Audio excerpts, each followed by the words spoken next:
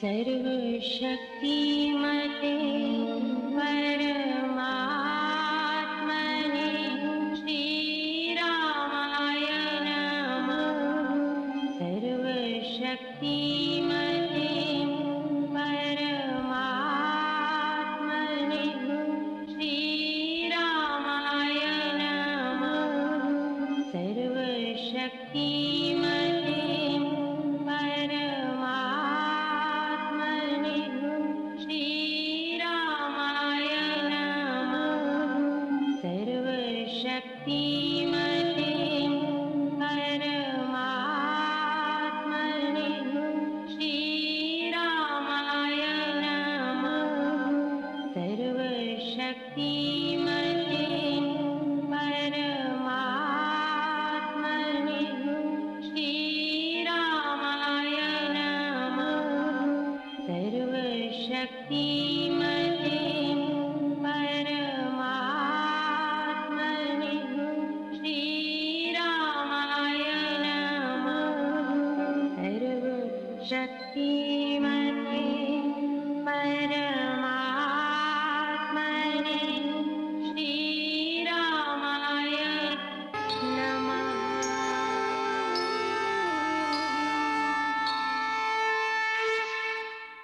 प्रणाम है देवियों सज्जनों, आप सबके श्री चरणों में मेरा कोटि कोटि प्रणाम स्वीकार कीजिएगा। बहुबार नमस्कार आप सबको।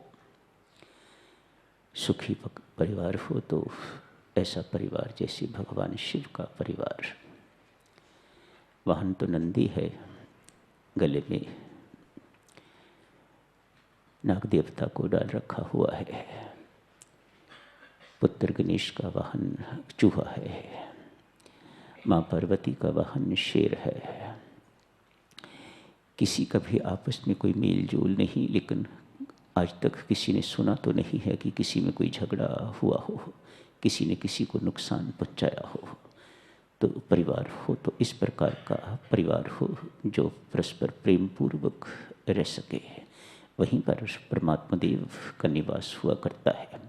जहाँ कला होती है वहाँ परमात्मा माँ लक्ष्मी वहाँ विराजमान नहीं रहती, छोड़ जाती हैं उस जगह को।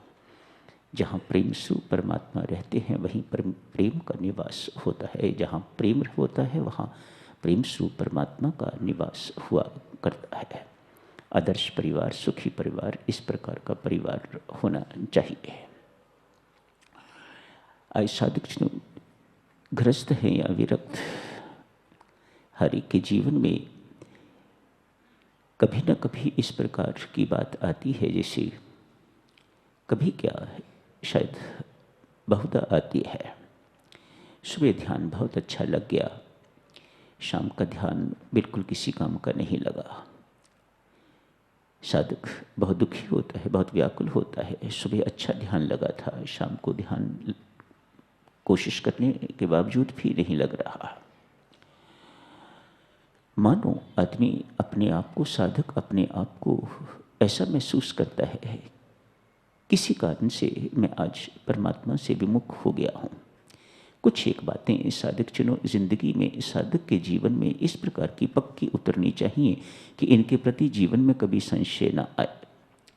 सर्वप्रथम परमात्मा कभी विमुख नहीं होते, हम परमात्मा से विमुख होते हैं। ये बात अपने जीवन में बसा के रखिएगा। कभी ऐसा नहीं कहना परमात्मा मेरे से रुष्ट हो गए हुए हैं, ये परमात्मा का स्वभाव नहीं है। आपके अंदर विमुखता आई है, अपने अंदर कारण ढूंढिएगा क्यों अपने आप को ऐसा महसूस कर रहे हो देवी की परमात्मा से मैं विमुख हो गई हूँ। परमात्मा का स्वभाव ऐसा नहीं है कि वह किसी से विमुख हो जाए। परमात्मा का ऐसा स्वभाव नहीं है कि वह किसी से रुष्ट हो जाए। ऐसा कहना पाप है। कहते तो लोग संत के लिए भी ऐसे ही हैं। संत के लिए ऐसी सोचना कि अमुक संत महात्मा मेरे से गुस्से है, मेरे से रुष्ट हो गया हुआ है, कोई मेरे से भूल हो गई है, इत्यादि इत्यादि। ना भाई, भूल हुई है तो आप संत से दूर हो गए हो, संत तो वैसा का वैसा ही है, उसे क्या फर्क पड़ता है। इसलिए कहा जाता है। संत के लिए भी ऐसा सोचना कि वे मेरे से रुष्ट है, मेरे से गुस्से है, इसी कारण मेरे साथ ऐसा हो रहा है, या परमात्मा के साथ ऐसा सोचना, दोनों पाप हैं। ये सोच हमारी नहीं होनी चाहिए। तो हम जब परमात्मा से विमुख होते हैं तो क्या कारण होते हैं, आज इन्हीं कारणों को देखते हैं संक्षिप्त रूप से। क्या कारण हैं हमारे जीवन में जिनके कारण हम ऐसा महसूस करते हैं कि हम परमात्मा से दूर चले गए हैं। परमात्मा नहीं दूर जाता, जा ही नहीं सकता, वह तो भीतर विराजमान है, कहाँ जाएगा, उसके लिए निकलने के लिए कोई जगह ही नहीं है। हम खिसक जाते हैं, हम परमात्मा से विमुख हो जाते हैं। मानो कोई आगे बीच में कोई पर्दा आ जाता है किसी कारणवश। आइए देखते हैं वह विमुखता के कारण क्या है। संत महात्माओं ने खोज करके वे इस निष्कर्ष पर पहुंचे हैं, 4 प्रमुख कारण हैं। इनमें से कोई ना कोई कारण जरूर होगा आपके जीवन में जिनके कारण आप परमात्मा से विमुखता महसूस कर रहे हो। विमुखता मानो मुख परमात्मा की तरफ नहीं है। विमुखता इसी को कहोगे ना, परमात्मा की तरफ मुख, जैसे सूर्य की तरफ मुख होता है, सूर्य की तरफ पीठ हो जाती है। जब पीठ हो जाती है तो विमुखता कहा जाता है, जब आमना सामना होता है तो उन्मुखता कहा जाता है। आमने सामने हैं हम, परमात्मा के साथ भी ऐसे ही। सर्वप्रथम संत महात्मा कहते हैं हमारी पाप में रुचि परमात्मा से विमुखता का कारण है। पाप में रुचि क्यों? हमारे अंदर जो दुर्गुण दोष बैठे हुए हैं, जो पाप किए हुए पुराने संस्कार बैठे हुए हैं, वे प्रेरणा देते हैं।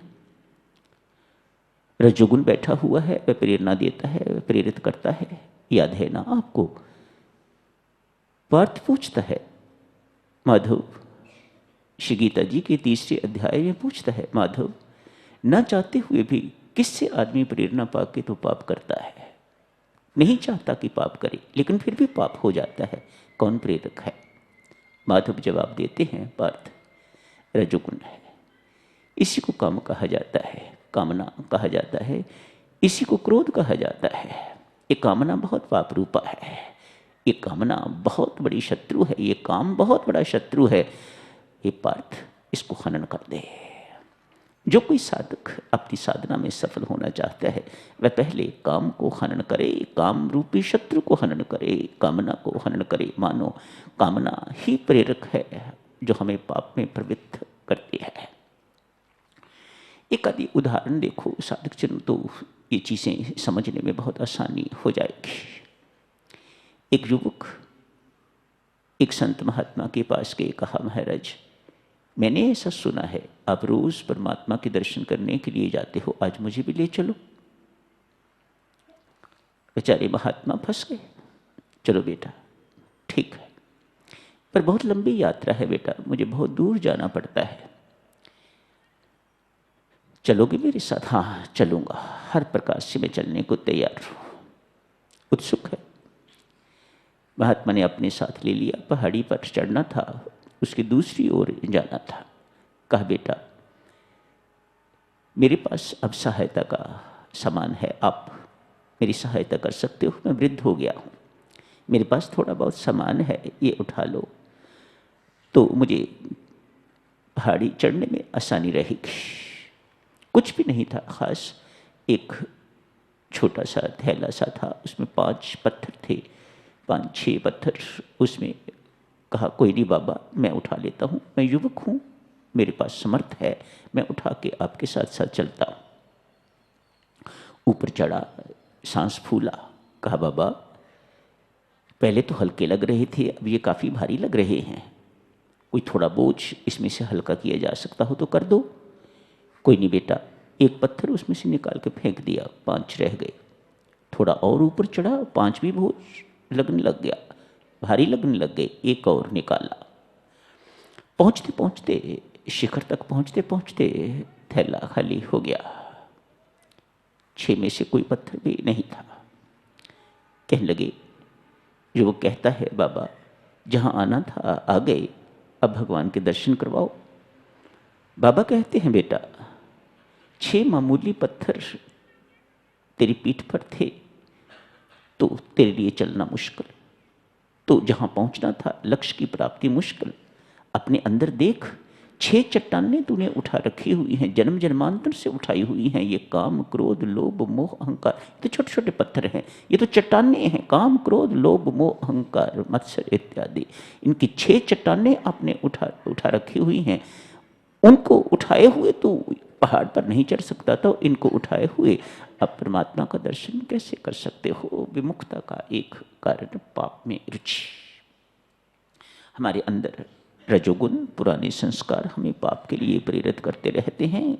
कुछ ना कुछ पाप हमारे से होता ही रहता है। हेरा फेरी होती है, झूठ होता है, छल कपट होता है, बेईमानी होती है, भ्रष्टाचारी होती है, व्यभिचारी होती है, कई कुछ होता रहता है। इन अपने किए हुए कुकर्मों के कारण जो अंदर संस्कार पड़े हैं, प्रेरक संस्कार, ये प्रेरणा देते रहते हैं। पाप से छुटकारा पाना है साधक जनों, तो कामना से छुटकारा पाओ। आसक्ति इसकी माँ है, कामना बच्चे हैं। अनेक कामनाएं, आसक्ति तो एक ही है, जननी एक ही है, पर अनेक कामनाओं को जन्म देती है, अनेक बच्चों को जन्म देती है। कामनाएं इन्हें कहा जाता है। कामना रखने वाला व्यक्ति साधक जनों कभी परम शांति को प्राप्त नहीं कर पाता।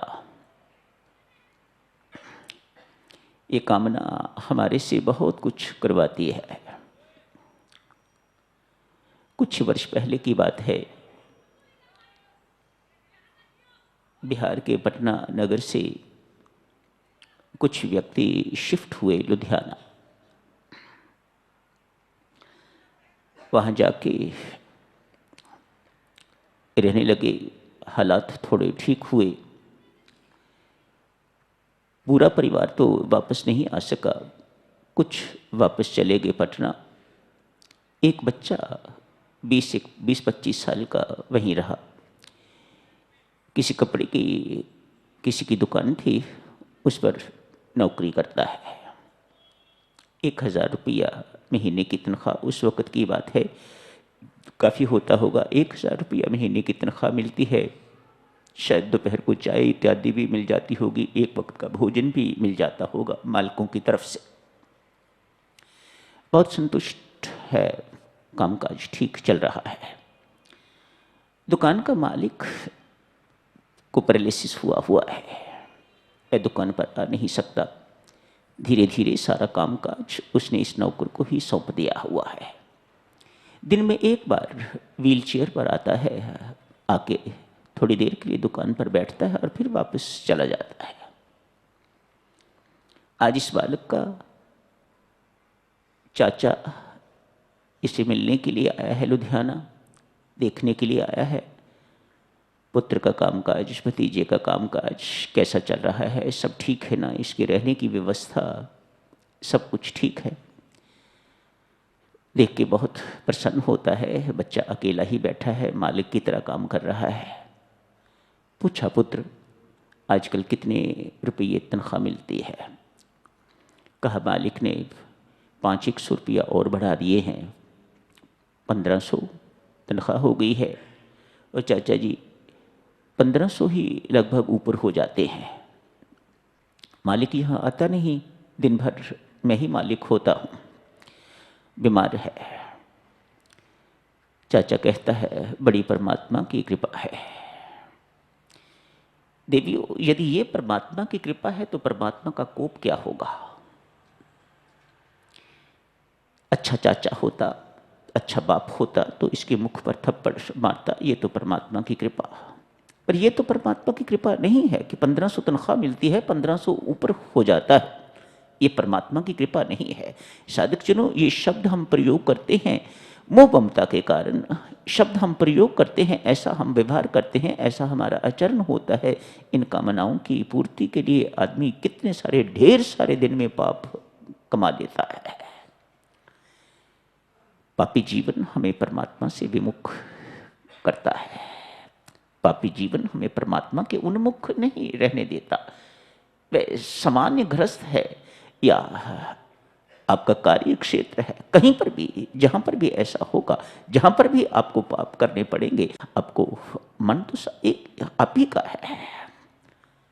वह आपको परमात्मा के उन्मुख नहीं रहने देता। ये पाप पहला कारण है विमुख होने का, पाप में रुचि। दूसरा कारण साधकजनों, मन की चंचलता। दो प्रकार की कहते हैं मन की चंचलता होती है। क्यों होती है? एक तो जिसके प्रति राग होता है उसकी याद सताती रहती है, जिसके प्रति द्वेष होता है उसकी याद आती है, अधिक आती है। ये दोनों हमारे मन को चंचल बनाने वाली चीज़ें हैं। संत महात्मा समझाते हैं भाई इस दोष से मुक्त होना कोई बहुत बड़ी बात नहीं। परमात्मा के साथ आसक्त हो जाओ तो संसार के प्रति जो राग और द्वेष है वह अपने आप मिट जाता है, खत्म हो जाता है।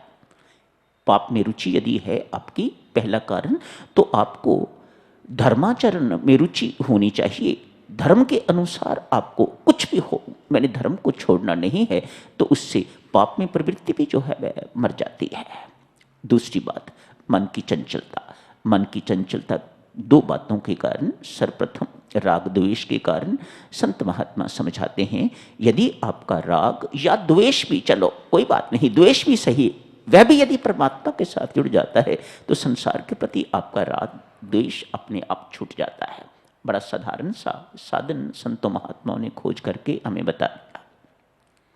मन की चंचलता का एक और कारण है, जहां राग नहीं है द्वेष नहीं है, अकारण, नो रीजन। मन को गलत मलत सोचने की आदत पड़ गई हुई है, कुछ नहीं कर सकते आप। संत महात्मा समझाते हैं देवी इस कारण को दूर करने के लिए परमात्मा से आसक्ति इतनी काम नहीं आती जितना ध्यान काम आता है। इसे योग कहा जाता है। ध्यान आपकी मन की विक्षिप्तता को, ये मन जो इस प्रकार से क्षुब्ध रहता है अकारण, नो रीजन, सोचने की आदत पड़ गई हुई है, कुछ ना कुछ मन सोचता रहता है, प्राय गलत, ठीक तो नहीं सोचता। इस सोच को यदि मारना चाहते हो साधक जनों तो ध्यान का आश्रय लीजिएगा। संत महात्मा दो साधन बहुत सुंदर बताते हैं, आप तो दोनों ही करते हो, ध्यान में भी बैठते हो और परमात्मा की भक्ति भी करते हो, परमात्मा से प्रेम भी करते हो। तीसरा कारण, बड़े संक्षिप्त रूप से सब बातें अब जी की सेवा में कही जा रही हैं, पर्याप्त हैं हमारे लिए, हमें अधिक जानकारी की आवश्यकता नहीं, तो राम राम जपने वाले हैं। पर साथ ही साथ ये बातें भी हों तो राम रंग बहुत आसानी से चढ़ जाता है। तीसरी बात, परमात्मा के विषय में हमें यदि जानकारी पूरी नहीं है तो ये भी एक विमुखता का कारण हो सकता है। उदाहरणतया घर में कोई दुर्घटना घटित हो गई है, अकस्मात कुछ ऐसा हो गया है, मुकदमा आ गया है, कोई अकाल मृत्यु हो गई है, कोई दुर्घटना घटित हो गई है घर में। भक्त है, परमात्मा का प्यारा है, परमात्मा के बारे में बहुत सब कुछ जानने वाला है, जानकार है, कहेगा दुख आया है, अपने कर्मों का खेल है, इसको सहन करना चाहिए, मुझे सहर्ष सहन करना चाहिए, कुड़कुड़ नहीं करना चाहिए। कुड़कुड़ करता है तो परमात्मा से विमुख हो जाता है। यदि सहर्ष शिरोधार्य ये करता है, ये समझता है कि परमात्मा की दी हुई चीज़ है और परमात्मा की करने में कोई दोष नहीं है, कोई गलती नहीं है, कोई अन्याय नहीं है, कोई अत्याचार नहीं है, ये परमात्मा के बारे में जानकारी है। जानकारी है तो सहर्ष सहन करता है, परमात्मा के उन्मुख रहता है। वह परमात्मा के अनुकूल रहता है तो परमात्मा उसके अनुकूल रहता है, शाबाशी देता है, शाबाश बेटा, तुझे मेरी करने में गलती नहीं लग रही, मैं तुझे प्यार करता हूं। परमात्मा का प्यार मिलता है, परमात्मा उसे विमुख नहीं होने देता, उसे पकड़ के रखता है, संभाल के रखता है। यदि परमात्मा की करनी में वही व्यक्ति गलती ढूंढता है, रोता है, दुखी होता है, इधर बात करता है, उधर बात करता है, मैंने जिंदगी में कभी कोई को कर्म नहीं किया, मैंने कभी किसी का कुछ बिगाड़ा नहीं, न जाने परमात्मा ने मेरे साथ ऐसा क्यों कर दिया है, इत्यादि इत्यादि, रोता है, बिलखता है, दूसरों से इस प्रकार की शिकायतें करता है, उल्हाने मान, ये सारे के सारे चिन्ह देवियों बुद्धिमता नहीं है। आप प्राय ये सब बातें, इस प्रकार की बातें लिखते हो, कहते हो, और मैं आपको लिख देता हूं वापस, माँ ऐसा लिखना बुद्धिमता तो नहीं है, तेरा ऐसा व्यवहार बुद्धिमता नहीं है, ये ठीक नहीं है, ये तेरी सोच ठीक नहीं है। परमात्मा के बारे में अपनी सोच बिल्कुल ठीक रखनी चाहिए, अपना बोध।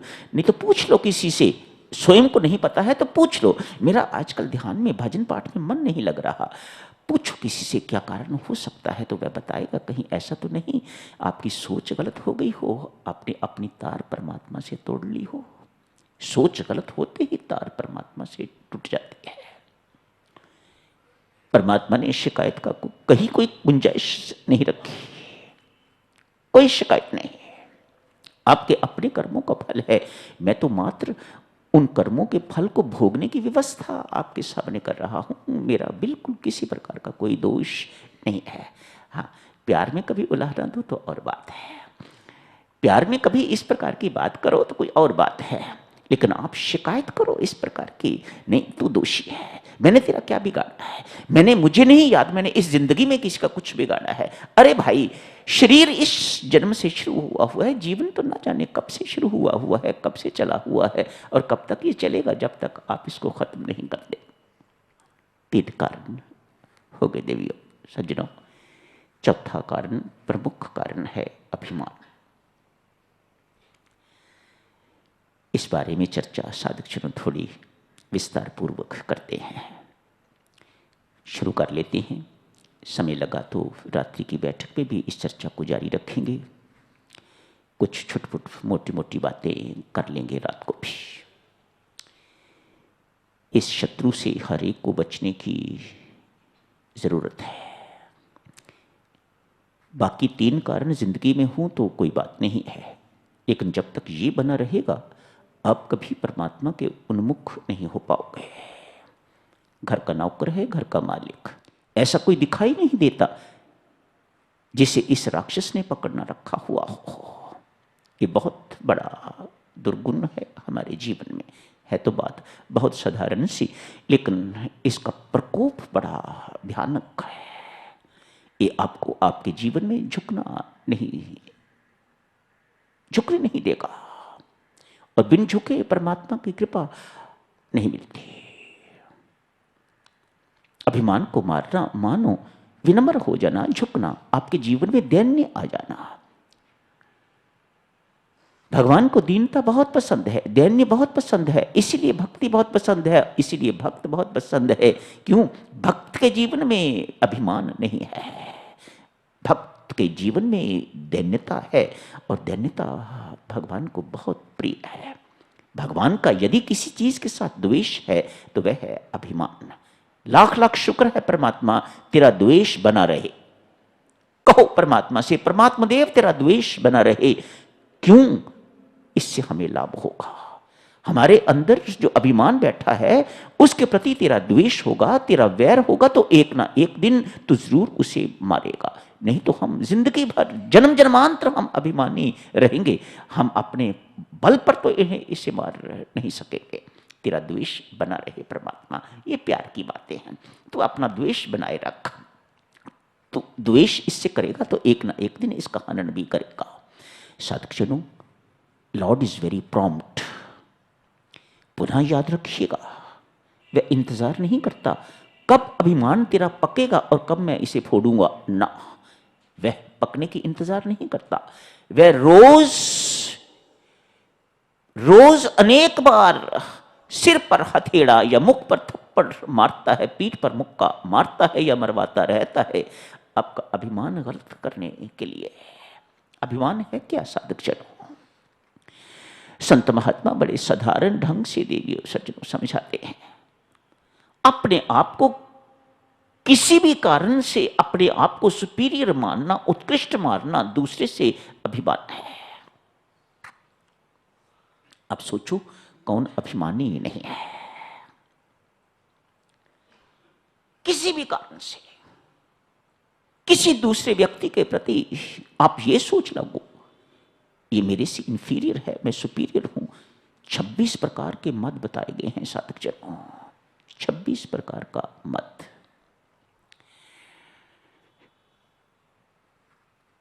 किसी को छोड़ता नहीं है साधकजनों। हर कोई मात्रा का अंतर हो सकता है, लेकिन हर कोई इसकी पकड़ में है।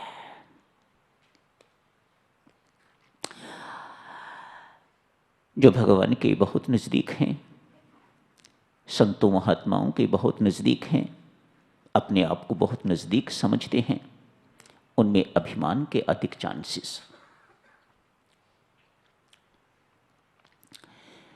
आज साधुजनों ये चर्चा यहीं से शुरू करते हैं, अभिमान की चर्चा। आज सत्यभामा को अपनी सुंदरता का अभिमान हो गया है, गरुड़ जी महाराज को अपनी तीव्र गति का अभिमान हो गया है। ये अभिमान हो गया है, भगवान मेरे बिना कहीं जा नहीं सकते, क्यों? मैं बहुत तेजी से उन्हें जहाँ भी जाना होता है वहाँ पहुँचा देता हूँ। सुदर्शन चक्र को अभिमान हो गया है, कितना शक्तिशाली हूँ मैं, अमोघ हूँ, जिसे मारना चाहा मार दिया, कोई बचा नहीं इसके प्रकोप से। इन तीनों को अभिमान हो गया है, तीनों भगवान के आसपास मंडराने वाले।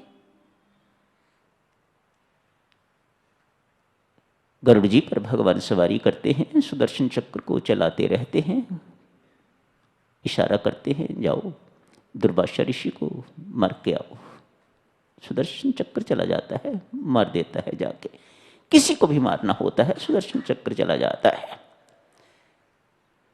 26 मदों में से एक मद अपने सौंदर्य का भी है, वह सत्यभामा को हो गया। मेरी जैसी सुंदरी कोई नहीं है। भगवान इन तीनों का अभिमान आज तोड़ने के लिए तत्पर हो गए हैं। गरुड़ को भेजा, गरुड़ जाओ तत्काल मेरे भक्त हनुमान के पास जाओ। आज हनुमान जी का जन्म दिवस भी है, जाओ हनुमान के पास, कहो द्वारकानाथ ने बुलाया है।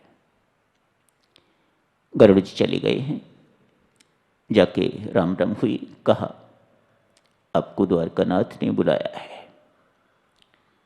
हनुमान जी परम भक्त हैं, अनन्य भक्त हैं, भगवान के दिल की बात जानने वाले, वही अनन्य भक्त, वही परम भक्त।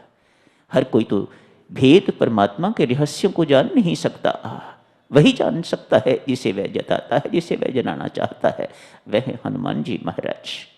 कोई रहस्य की बात लगती है, मुझे द्वारकानाथ को बुलाने की आवश्यकता क्यों पड़ गई? कुछ समय नहीं लगा, तत्काल समझ गए कोई कारण है। कहा कौन द्वारकानाथ? मैं तो किसी द्वारकानाथ को नहीं जानता, मैं तो अयोध्यानाथ का सेवक हूँ। आपको गलती लगी है, आप मेहरबानी करके वापस चले जाइएगा। वापस कर दिया। गरुड़ जी ने आके भगवान से कहा हनुमान जी ऐसे कह रहे हैं, मैं तो अयोध्यानाथ का दास हूँ, मैं द्वारकानाथ का नहीं। भगवान मुस्कुराए, कहो जाके कहो अयोध्यानाथ ने बुलाया है। गरुड़ जी हनुमान जी महाराज को बुलाने के लिए दोबारा गए हैं। कहा है अयोध्यानाथ ने बुलाया है। हनुमान जी महाराज को सारी बात समझने में बहुत देरी नहीं लगी। कहा गरुड़ जी आप आगे चलो, मैं आपको पीछे पकड़ता हूँ। नहीं नहीं, आप मेरी पीठ पर बैठो, भगवान ने बहुत जल्द बुलाया है, देरी की गुंजाइश नहीं, आप अपने से आओगे तो देरी हो जाएगी। हनुमान जी महाराज ने फिर कहा गरुड़ जी आप चलो, मैं आपको पीछे पीछे पकड़ता हूँ। गरुड़ जी ने आग्रह किया तो गरुड़ जी को पकड़ के हनुमान जी महाराज ने यूं फेंका, अनेक कोस दूर सागर में जाके गरुड़ जी गिरे। हनुमान जी चल पड़े हैं। गरुड़ को भेजने के बाद भगवान ने सत्यभामा को बुलाया। सत्यभामा, हनुमान जी आ रहे हैं, राम जी के अनन्य भक्त, मैं तो अभी राम रूप धारण करने वाला हूँ, वे आएंगे तो सीता को खोजेंगे, तो सीता कौन बनेगा? मैं हूं ना। सत्यभामा ने कहा, आपको याद है ना, भगवान श्री सत्यभामा के सौंदर्य का गर्व तोड़ने जा रहे हैं, गर्व की तीव्र गति का गर्व तोड़ने जा रहे हैं। और सुदर्शन चक्र की शक्ति का गर्व तोड़ने जा रहे हैं। अपनों पर आज बहुत अनायत कर रहे हैं परमात्मा देव, अपनों का अभिमान तोड़ने जा रहे हैं। ये परमात्मा की कृपा है, इससे बड़ी कृपा और कोई नहीं हो सकती। जब परमात्मा एक अभिमानी का अभिमान तोड़ दे तो इससे बड़ी और कृपा क्या हो सकती है। मैं जो हूँ, आप सोचते हो जानकी मेरे से अधिक सुंदर होगी, मैं ही जानकी का रूप धारण करके यहीं बैठ जाऊंगी। ठीक है, भगवान श्री इस बात को मान गए हैं। हनुमान जी आए, आके प्रणाम किया, सत्यभामा की तरफ देखा तक नहीं। हनुमान जी हैं माता, इसीलिए आप जी से कहता हूँ हनुमान जी महाराज को अपना आदर्श रखो। आगे आगे हनुमान जी, पीछे पीछे अब चलो। उनके पीछे पीछे चलने से सदा सुरक्षित रहोगे, कहीं किसी प्रकार का भय नहीं। उनसे सिर दर्द ठीक करवाने की भीख न मांगो, पेट दर्द, अपने संकट इत्यादि निवारण की भीख न मांगो। उनसे मांगो अपने जैसी राम भक्ति दे, अपने जैसा सेवक बना। ये हनुमान जी के अतिरिक्त और कोई इतनी आसानी से नहीं दे सकेगा। ये चीज़ें हनुमान जी महाराज से मांगनी चाहिए। आप पुरुष हो या महिला, हर एक को यदि लक्ष्य को प्राप्त करना है तो हर एक को हनुमान जी के आगे गिड़गिड़ा के इस प्रकार की भीख मांगने की आवश्यकता है। दयालु हैं वे बहुत। उन्होंने आप सबके जीवन में साधन काल में जो कठिनाइयाँ आती हैं, उन सब कठिनाइयों को हनुमान जी महाराज ने सहन किया हुआ है, देखा हुआ है। उन्हें पता है कौन सच्चा साधक है, किसके जीवन में चलते चलते ये कठिनाइयाँ आती हैं, और यदि वो चाहते हैं कि मैं उनकी कठिनाइयों को दूर करूं तो मैं बिल्कुल तैयार बैठा हुआ हूं, कोई ऐसा हो। हनुमान जी महाराज पहुंचे हैं, आगे भगवान को प्रणाम किया। इससे पहले कि वे द्वारका नगरी में प्रवेश करें, हनुमान जी महाराज सुदर्शन चक्र ने रोका है। मानो गेट कीपर उनका सुदर्शन चक्र है। रोका, कहाँ जा रहे हो? भगवान ने बुलाया है, तुरंत बुलाया है, इसलिए अंदर जा रहा हूँ। सुदर्शन चक्र कहते हैं आपको बुलाया होगा, पर मुझे सूचना नहीं है कि आपको भीतर आने देना है, मैं भीतर नहीं जाने दूंगा। हनुमान जी ने कहा देरी हो रही है भैया, मुझे जाने दो, मैं कोई झूठ नहीं कह रहा। भगवान ने मुझे बुलाया हुआ है। गरुड़ जी मुझे बुलाने के लिए गए थे, नहीं माना तो उन्होंने सुदर्शन चक्र को पकड़ के तो अपने मुख में रख लिया। हनुमान जी का मुख उस सुदर्शन चक्र के अंदर होने से फूला हुआ है। भगवान श्री ने जाते ही पूछा, हनु ये तेरा मुख इतना फूला हुआ क्यों है? इसलिए महाराज, वो सुदर्शन चक्र बाहर खड़ा था, मुझे आने से रुक रहा था, मैंने उससे मुंह में डाला है, निकाल के बाहर उसको रख दिया, मानो उसे शक्तिहीन सिद्ध कर दिया। भगवान फरमाते हैं तू अपनी शक्ति का गर्व करता था, अपने आप को अति शक्तिशाली मानता था। देख तेरे जैसे को हनुमान जी महाराज ने अपनी भक्ति के बल पर, अपनी सेवा के बल पर, अपनी अनन्यता के बल पर, इसका बल होना चाहिए, उस बल से आपको अपने मुख में डाल के रखा हुआ है, उठा के रखा हुआ है। हनुमान, कोई तुझे बुलाने के लिए भेजे थे, वो कहाँ है? आते होंगे, हनुमान जी ने कहा, आते होंगे, मंद गति का पक्षी है, आ रहा होगा। इतनी देर में गरुड़ जी भी प्रवेश किए हैं, ये बात हनुमान जी की सुन ली है। मुख लटका के, पंख गीले, बड़ी मुश्किल से थोड़े सूखे गीले इस प्रकार से आ गए, बात सुन ली। उसका गर्व भी जो है वह शिथिल कर दिया। हनुमान जी पूछते हैं, महाराज धीराज, आपको कोटि कोटि प्रणाम। करुणानिधि, अपनी मां सीता का स्थान किस दासी को आज दिया हुआ है? सत्यभामा के पास बैठे हुए किस दासी को आज आपने ये गौरव प्रदान किया है मां सीता बनाने का? सत्यभामा का गर्व भी टूटा। मां सीता जैसा सौंदर्य, ये देवियों सज्जनों, शारीरिक सौंदर्य की कौन बात करता है, कौन परवाह करता है? परमात्मा? बिल्कुल नहीं। भक्त क्या वो शारीरिक सौंदर्य को देखता है? वह तो वास्तविक सौंदर्य को देखता है। वास्तविक सौंदर्य है चरित्र का सौंदर्य। वह आपको चरित्र आपको अति सुंदर बनाता है, वास्तविक सुंदर बनाता है।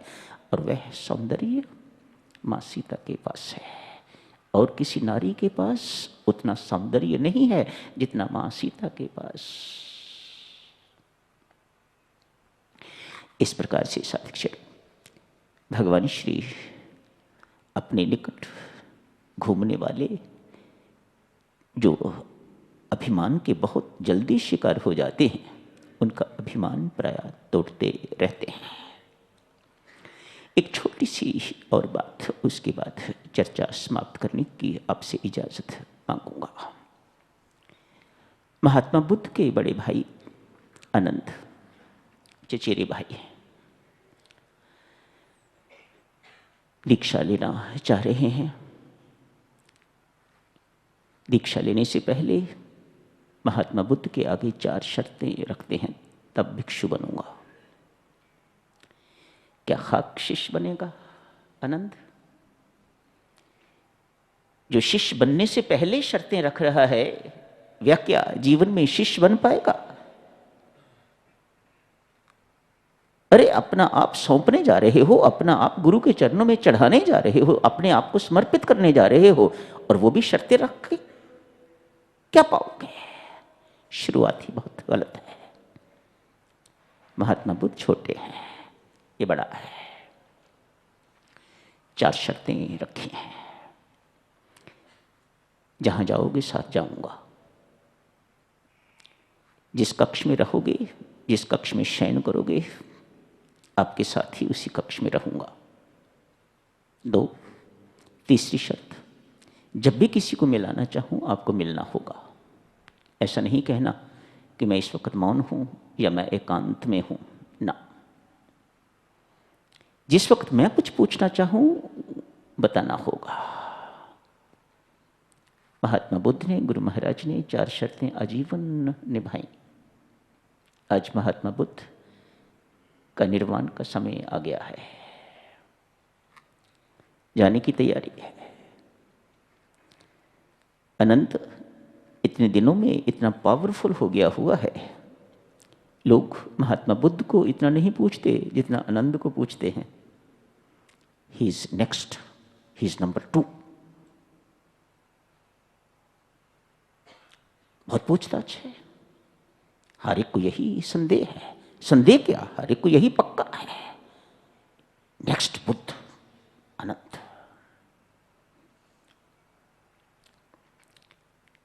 इसी को सब कुछ मिलेगा। ये महात्मा बुद्ध को भी अपने इशारों पर चलाता है।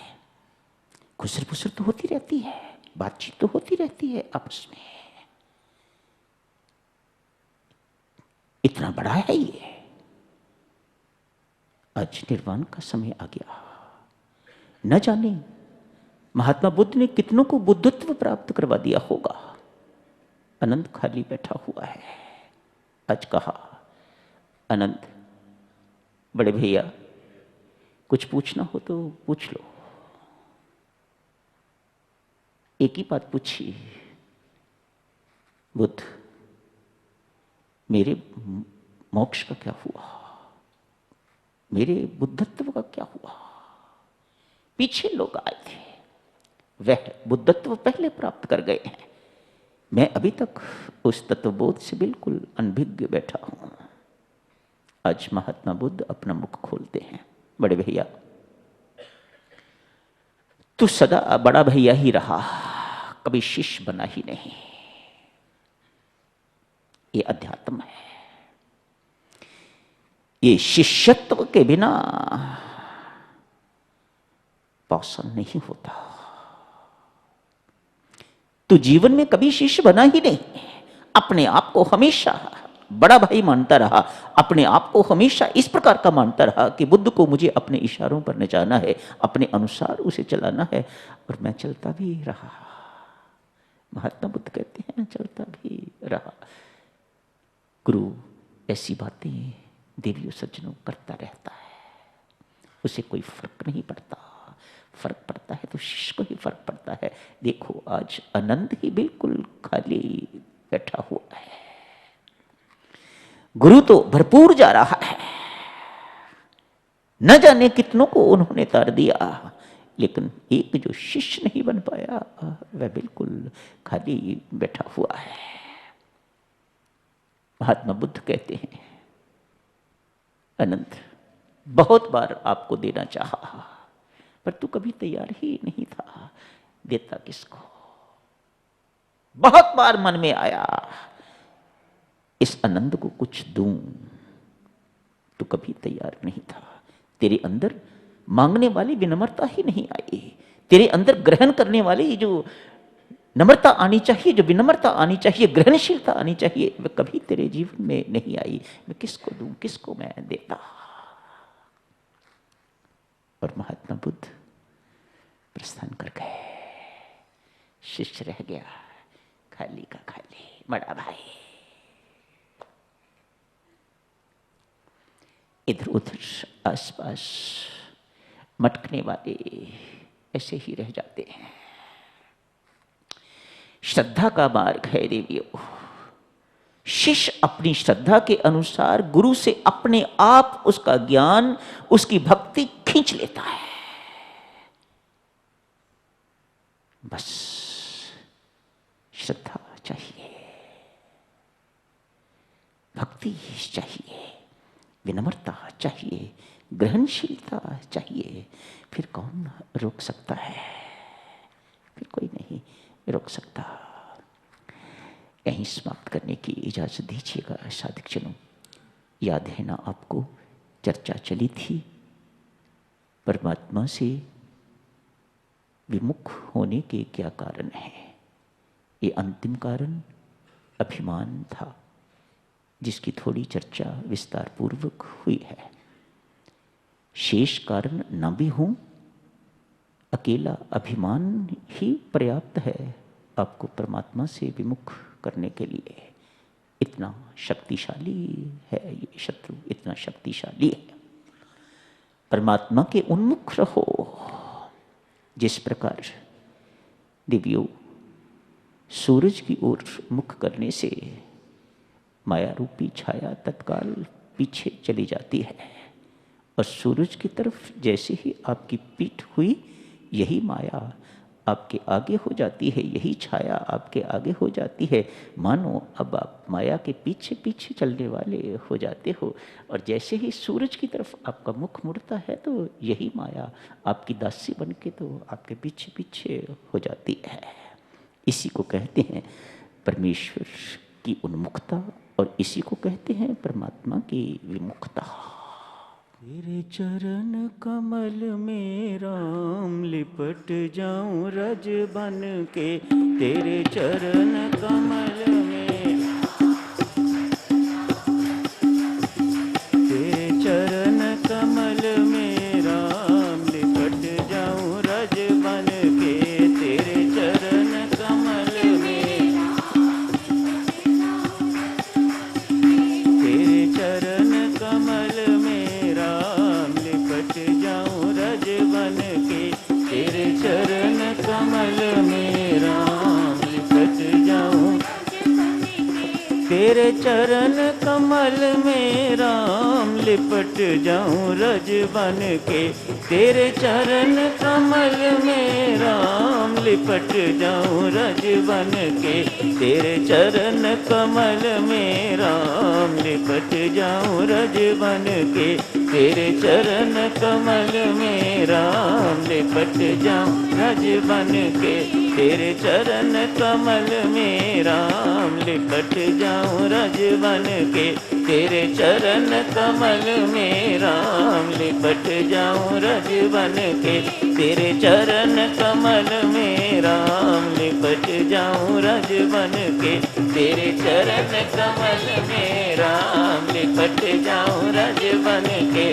तेरे चरण कमल में में राम लिपट जाऊं रज बन के, तेरे चरण कमल में राम लिपट जाऊं रज बन के, तेरे चरण कमल में राम लिपट जाऊं रज बन के, तेरे चरण कमल में राम लिपट जाऊं रज बन के, तेरे चरण कमल में राम लिपट जाऊं रज बन के, तेरे चरण कमल में राम लिपट जाऊं रज बन के, तेरे चरण कमल में राम लिपट जाऊं रज बन के, तेरे चरण कमल में राम लिपट जाऊं रज बन के, तेरे चरण कमल में राम लिपट जाऊं रज, तेरे चरण कमल में राम लिपट जाऊं रज बन के, तेरे चरण कमल में राम लिपट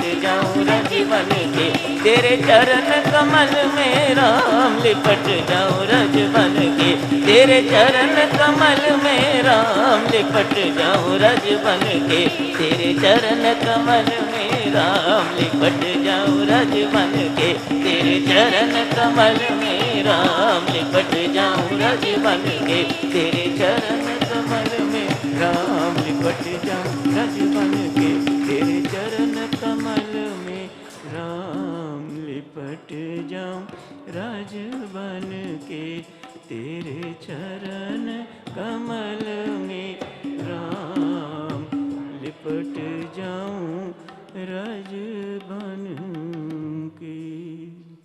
पाया पाया पाया मैंने राम रतन धन पाया, पाया पाया पाया मैंने, ओ पाया पाया पाया मैंने राम रतन धन पाया, पाया पाया पाया मैंने, ओ पाया पाया पाया मैंने राम रतन धन पाया, पाया पाया, ओ पाया पाया पाया मैंने राम रतन धन पाया, पाया पाया पाया मैंने, ओ पाया पाया पाया मैंने राम रतन धन पाया, पाया पाया पाया मैंने, ओ पाया पाया पाया मैंने राम रतन धन पाया, पाया पाया पाया मैंने, ओ पाया पाया पाया मैंने राम रतन धन पाया, पाया पाया पाया मैंने राम रतन धन, ओ पाया पाया पाया मैंने राम रतन धन पाया, पाया पाया पाया मैंने राम रतन धन, ओ पाया पाया पाया मैंने राम रतन धन पाया, पाया पाया पाया मैंने, ओ पाया पाया पाया मैंने राम रतन धन पाया, पाया पाया पाया मैंने राम रतन धन पाया, ओ पाया पाया पाया मैंने राम रतन धन पाया, ओ पाया पाया पाया मैंने राम रतन धन, ओ पाया पाया पाया मैंने राम रतन धन, पाया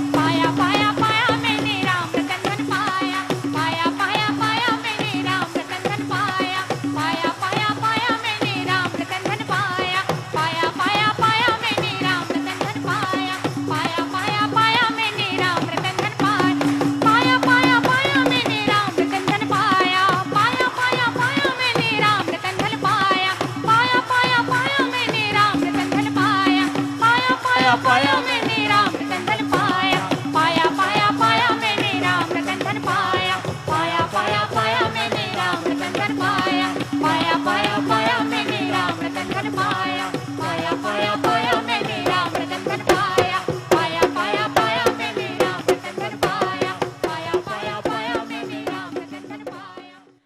न पैसा लगता है न ढीला लगता है, तो राम राम बोल मीठा लगता है, न पैसा लगता न ढीला लगता है, तो राम राम बोल मीठा मीठा लगता है, न पैसा लगता है, न ढीला लगता है, तू राम राम बोल मीठा लगता है, न पैसा लगता है, न ढीला लगता है, तू राम राम बोल मीठा लगता है, न पैसा लगता है।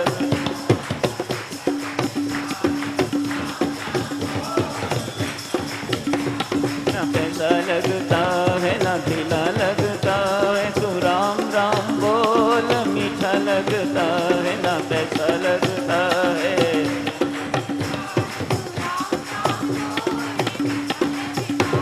ना पैसा लगता है, ना ढीला लगता है, तू राम राम बोल मीठा लगता है, ना पैसा लगता है, ना ढीला लगता, तू राम राम बोल मीठा लगता है, ना पैसा लगता है, ना ढीला लगता, तू राम राम बोल मीठा लगता है।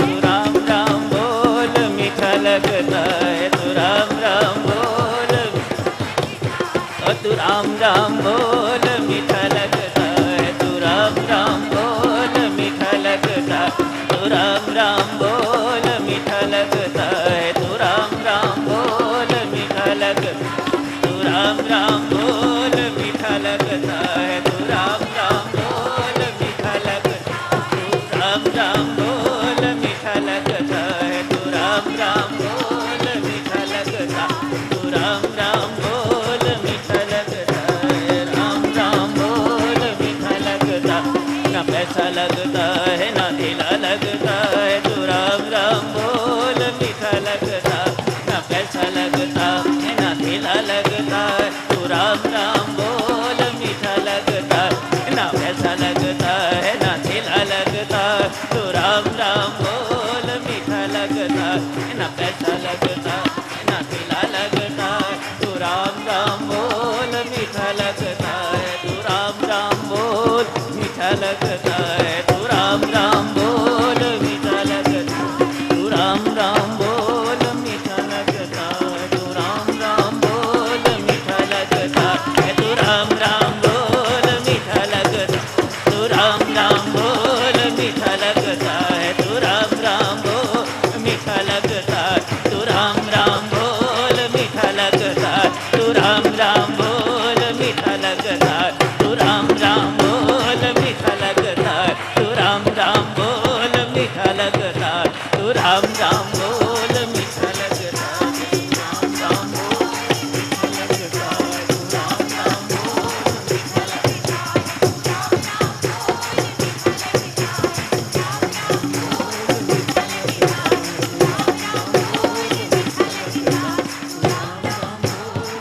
मीठा लगता है, ना पैसा लगता है, ना ढीला लगता, तू राम राम बोल मीठा लगता है, तू राम राम बोल मीठा लगता है।